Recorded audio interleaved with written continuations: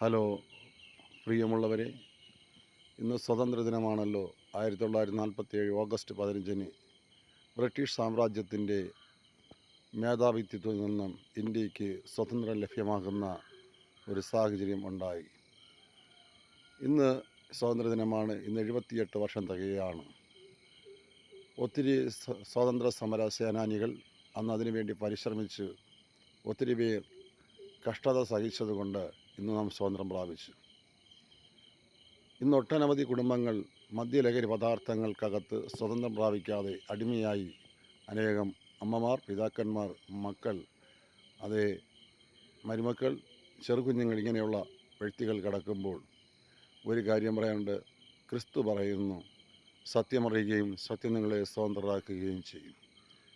ഇന്ന് പകൽക്കാലം ഈ സ്വതന്ത്രത്തിന് ദൈവം ചെയ്ത ഉപകാരങ്ങളെ ഓർത്ത് ദൈവത്തിന് നന്ദി പറയാം.